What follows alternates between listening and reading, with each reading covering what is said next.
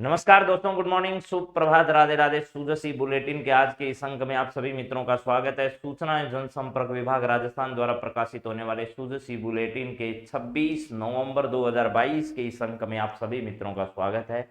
कुछ महत्वपूर्ण खबरें जो आपकी परीक्षा की दृष्टि से इंपॉर्टेंट हो सकती है, उन सभी पर हम लोग आपसे बातचीत करेंगे। जी, आप सभी हाजिर हैं। आरती शर्मा, राम प्रसाद शर्मा, राहु, आरपी कुमावत, जो भी मित्र यहाँ पर जुड़े हैं, नेहा सोनी, चेतन भाई, सुमन चौधरी, राम प्रसाद शर्मा जी, सभी को नमस्कार है। दोस्तों चलिए बातचीत की शुरुआत करते हैं, आरंभ करते हैं कहानी को, जो भी आपकी परीक्षा की दृष्टि से इंपॉर्टेंट है। शायद मेरी आवाज आप लोगों तक पहुंच रही होगी, मेरा ये मानना है। जी, good morning, good morning, good morning sir. Bharatpur की धरती से भी तमाम जगह से आप सभी का नमस्कार है, स्वागत है।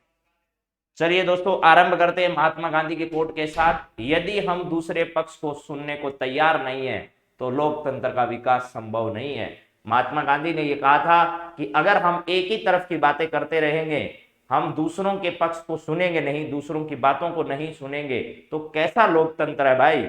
विरोधी जो है, विपक्ष जो है, उसकी बात को भी दबाया नहीं जाए, उसकी बात को भी सुना जाए, तो एक सकारात्मक तरीके से आगे बढ़ सकते हैं और एक अच्छे लोकतंत्र का निर्माण हम लोग कर सकते हैं। हाँ जी, सभी को नमस्कार है, मेरे सभी मित्रों को, सभी प्यारे प्यारे दोस्तों को नमस्कार है।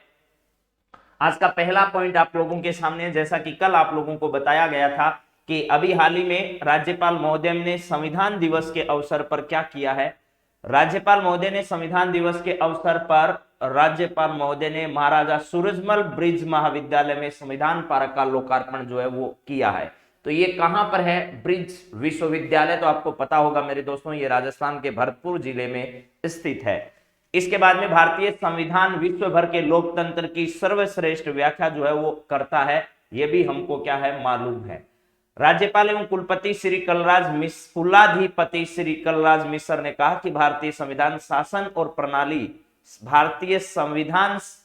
शासन प्रणाली और राज्य के चलाने के लिए बनाया गया महत्वपूर्ण दस्तावेज ही नहीं है, बल्कि यह वह मार्गदर्शक प्रकाश स्तंभ है जिससे हमारे देश की लोकतांत्रिक व्यवस्था का संचालन किया जाता है। ऐसा हमारे राज्यपाल महोदय ने किया है। ये आप लोग वहां की संविधान पार्क की फोटो भी देख सकते हैं। ये बहुत भव्य और शानदार तरीके से यहाँ संविधान पार्क जो है वो क्या किया गया, बनाया गया। राज्यपाल श्री मिश्र ने संविधान दिवस पर प्रदेशवासियों को बधाई दी। संविधान, संस्कृति और राष्ट्र तीनों एक दूसरे के पूरक हैं, इन्हें अलग नहीं किया जा सकता। संविधान, संस्कृति और राष्ट्र ये तीनों एक दूसरे के क्या हैं, पूरक है, इनको अलग नहीं किया जा सकता, ये भी कहना है हमारे।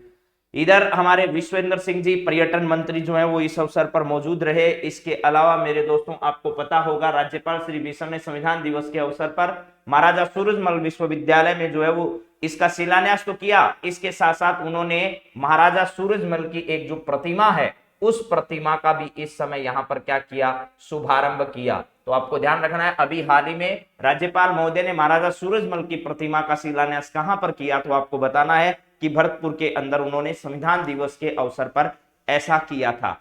और इस अवसर पर जो विभिन्न बातें उन्होंने कही वो भी आपको भारतीय संविधान के संदर्भ में ध्यान रखनी है। पर्यटन एवं नागरिक उड्डयन मंत्री जो है श्री विश्वेंद्र सिंह जी ने कहा कि महाराजा सूरजमल ब्रिज विश्वविद्यालय में महाराजा सूरजमल से संबंधित सामग्री का संग्रहालय स्थापित किया जाए, जिससे उनके इतिहास के बारे में आम जन को क्या मिल सके, जानकारी मिल सके। ऐसा भी उन्होंने जो है वो राज्यपाल महोदय से रिक्वेस्ट ऐसी की है, आप समझ लीजिएगा।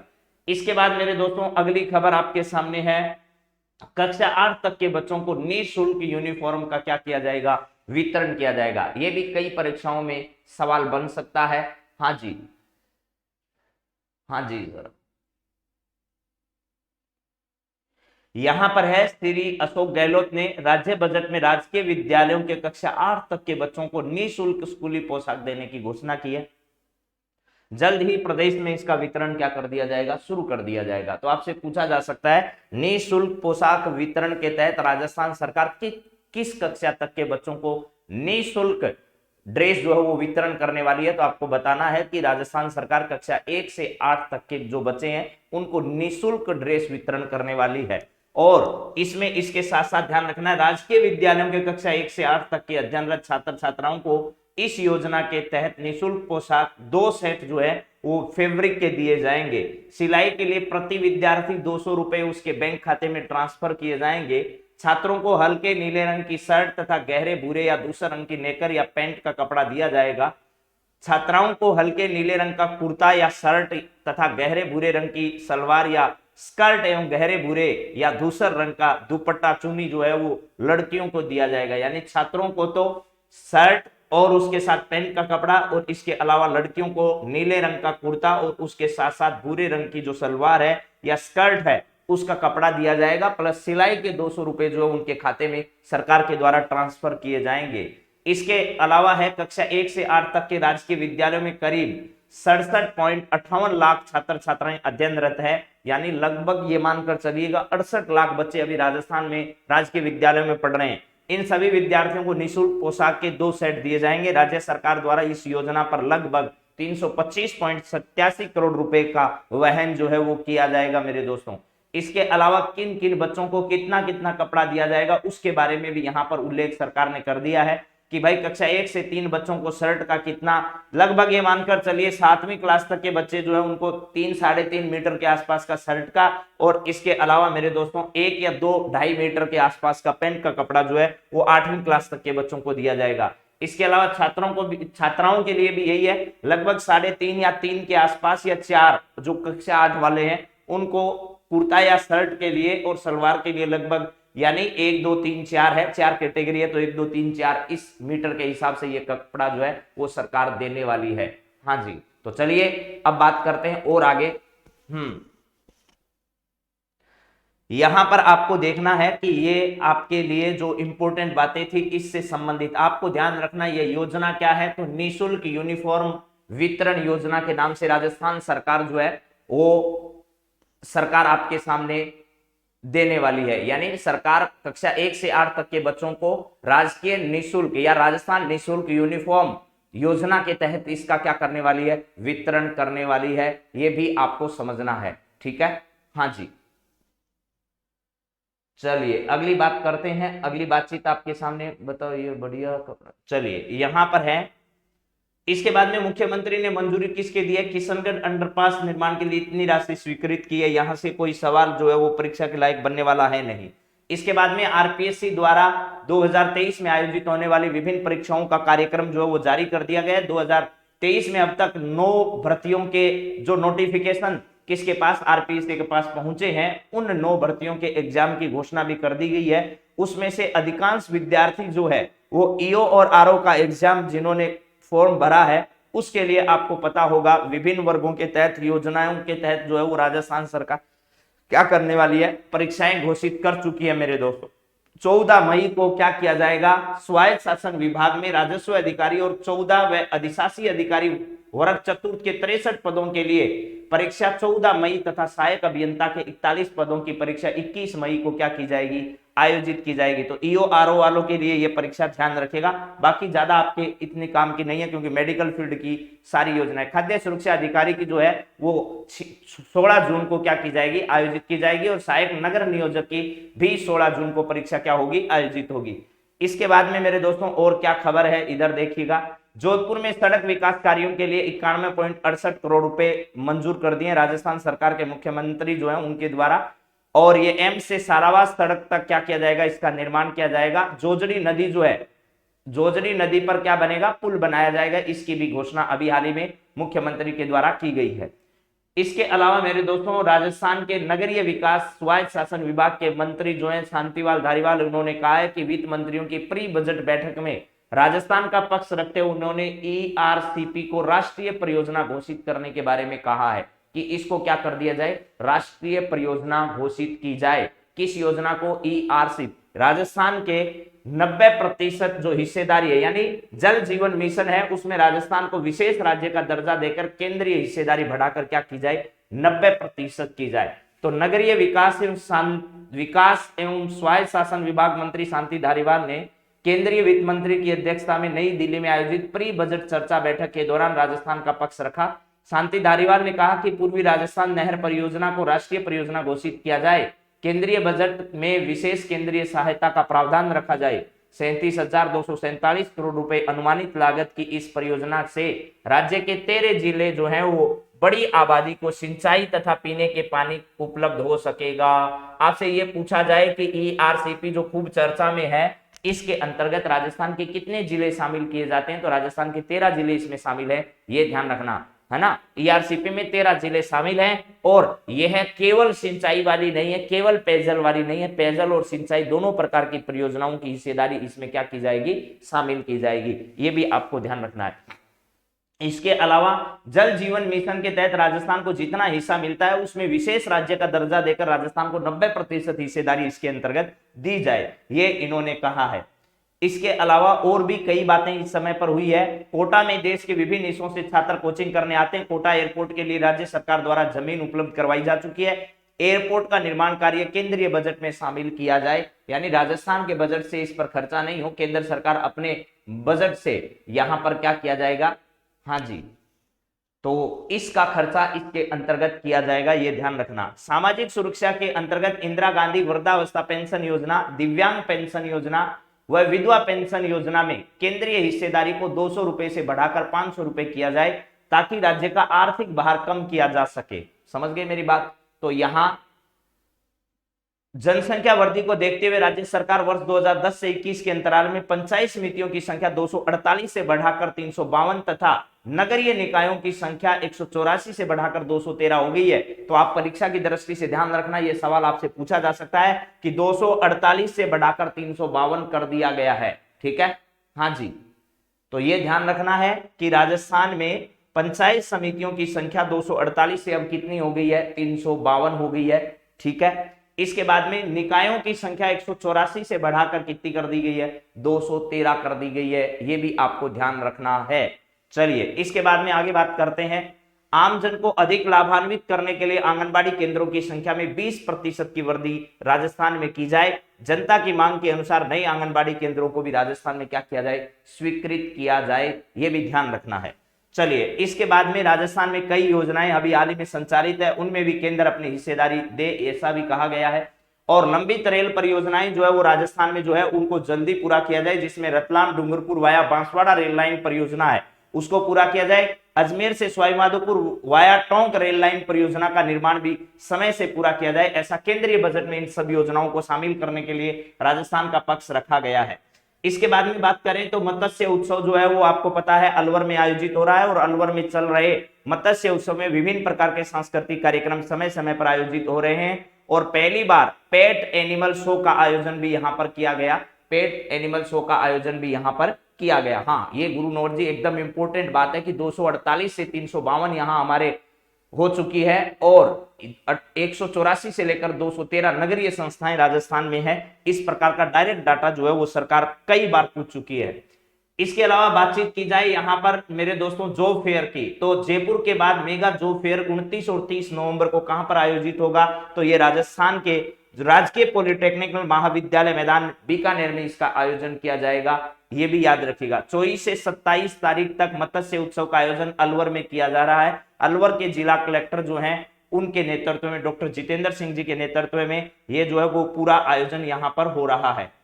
इसके बाद में लघु सीमांत वृद्ध जन कृषक सम्मान पेंशन योजना के बारे में ढंग से समझ लीजिएगा, ये पूरी योजना यहाँ पर आपकी क्या हो जाएगी, कवर हो जाएगी। यहाँ पर है 2.5 लाख किसानों को 827 करोड़ रुपए से अधिक की आर्थिक सहायता मिली है। कितने किसानों को, 2.5 लाख किसानों को 827 करोड़ रुपए से अधिक की आर्थिक सहायता जो है वो सरकार के द्वारा दी गई है।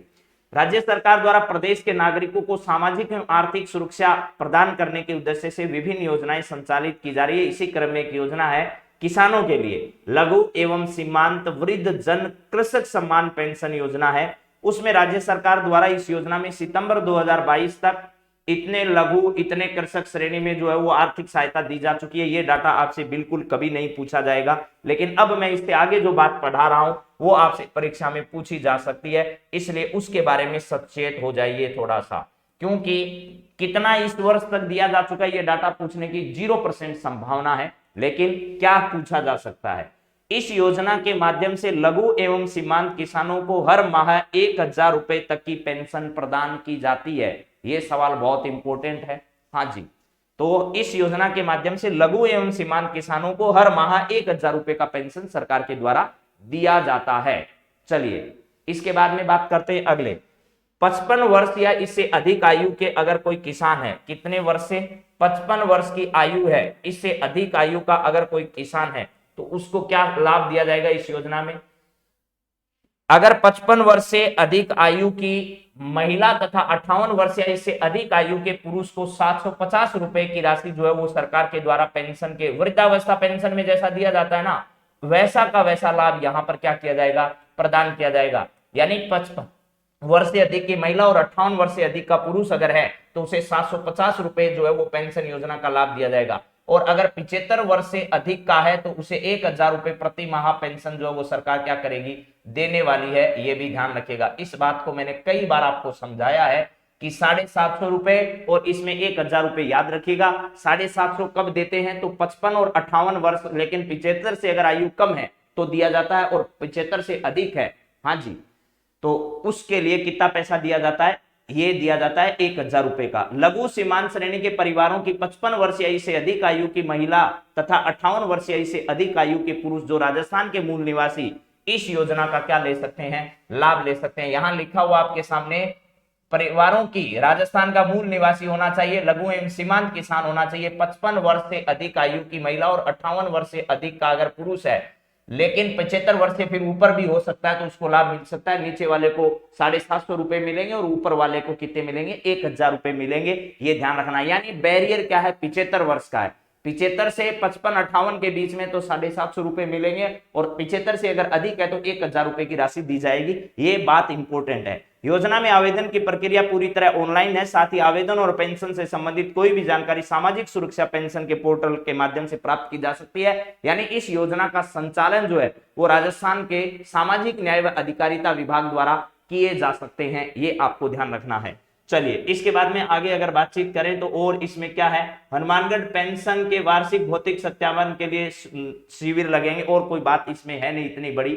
इधर देख लीजिएगा, यहां पर जो सरकार ने अपना क्या दिया है, सामाजिक सुरक्षा सेवा ही सेवा धर्म बढ़ता विश्वास, ऐसा सरकार ने लिख कर दिया है। तो ये आपके लिए इंपॉर्टेंट है। यहां से अक्सर परीक्षा में सवाल पूछा जाता है और आपसे भी पूछा जाएगा। पहली है मुख्यमंत्री चिरंजीवी स्वास्थ्य बीमा योजना, जिसके अंदर 10 लाख, 5 लाख और 5,000 रुपए की सहायता राजस्थान सरकार के द्वारा दी जाती है। मुख्यमंत्री चिरंजीवी स्वास्थ्य बीमा योजना के तहत 10 लाख रुपए, मुख्यमंत्री चिरंजीवी दुर्घटना बीमा योजना के तहत 5 लाख रुपए, मुख्यमंत्री चिरंजीवी जीवन सुरक्षा योजना के तहत जो है जीवन रक्षक योजना के तहत जो है वो सहायता करने वाले व्यक्ति को राजस्थान सरकार जो है वो 5,000 रुपए की सहायता देती है। हाँ जी। इसके बाद में इंदिरा रसोई योजना में राजस्थान सरकार के द्वारा 8 रुपए में पौष्टिक भोजन दिया जाता है। प्लस इसके साथ साथ ध्यान रखना राजस्थान सरकार जो है प्रत्येक थाली पर 17 रुपए का अनुदान देती है। इसके बाद में महात्मा गांधी इंग्लिश मीडियम विद्यालय, यहाँ पर संख्या लिखी हुई है 1600 के आसपास राजस्थान में जो है वो संचालित है इस प्रकार के विद्यालय। ये ध्यान रखिएगा, एग्जैक्ट डाटा यहाँ पर दिखाई नहीं दे रहा है, ठीक है। इंदिरा गांधी शहरी रोजगार गारंटी योजना के अंतर्गत जो है वो राजस्थान सरकार 100 दिन का रोजगार राजस्थान के मूल निवासी को या प्रवासी जो हैं मजदूर उन लोगों को क्या करता है, प्रदान करता है। तो ये तमाम जानकारियां इसके संदर्भ में आपको मैंने बता दी है। शायद मेरी बात आपको समझ में आई होगी कुछ तो, और नहीं भी आई है तो उसके बारे में भी बात कर लेंगे। ये 1662 स्कूलें जो है वो राजस्थान में इंग्लिश मीडियम की चल रही है और आज की महा मैराथन क्लास 3 बजे से शुरू होगी और उसमें पूरा नवंबर से लेकर जनवरी तक का आपका रिवीजन कराया जाएगा। उसमें भी आप सभी सादर आमंत्रित हैं मेरे दोस्तों, उसमें भी आप सभी का स्वागत अभिनंदन करने के लिए हम तैयार रहेंगे। तो पहली बात, लघु एवं सीमांत वर्जन कृषक सम्मान पेंशन योजना, ये तीनों योजनाएं जो मैंने बताई है वो याद रखना। चिरंजीवी इंदिरा रसोई, महात्मा गांधी इंदिरा गांधी रोजगार योजना, ये मत्स्य उत्सव 13 जिलों ERCP से जुड़े हुए हैं। केंद्रीय प्रोजेक्ट में या केंद्रीय बजट में इसके लिए राशि देने की घोषणा। इसके अलावा राजस्व प्राप्तियों में भी दर बढ़ाने के बारे में मांग की गई है। बीकानेर में मेगा जॉब फेयर आयोजित किया जाएगा। संविधान पार्क का उद्घाटन, सूरजमल की प्रतिमा का उद्घाटन अभी हाल ही में कहां पर किया गया है, तो ये हमारे मत्स्य महाविद्यालय जो कि कहां पर है, विश्वविद्यालय जो कि भरतपुर में, वहां पर किया गया। और मुख्यमंत्री ने किशनगढ़ में मंजूरी प्रदान की। परीक्षा का सवाल है नहीं। कक्षा 1 से लेकर के 8 तक के बच्चों को निःशुल्क यूनिफॉर्म का वितरण राजस्थान सरकार के द्वारा किया जाएगा। 325 करोड़ रुपए की राशि इस पर सरकार खर्च करने वाली है और ये सभी आपके परीक्षा के सवाल बन सकते हैं। यहां से वो मैंने लिख दिए हैं। अब 6 बज चुके हैं, ठीक 1 मिनट बाद जो है, हाँ जी सर जी, 3 बजे से यह क्लास जो है वो प्रभु इच्छा तक चलेगी, यानी जब तक आपके सारी बातें कवर नहीं हो जाएगी तब तक उसको चलाते रहेंगे क्लास को। लगभग ये मानकर चलिए 3 बजे से 8 साढ़े 8 बजे तक क्लास आपकी रहेगी। तो आप सभी मित्रों को बहुत बहुत धन्यवाद। 1 मिनट बाद ही आपसे मिलते हैं नए क्लास में। आप सभी को thank you, have a nice day, बहुत बहुत धन्यवाद।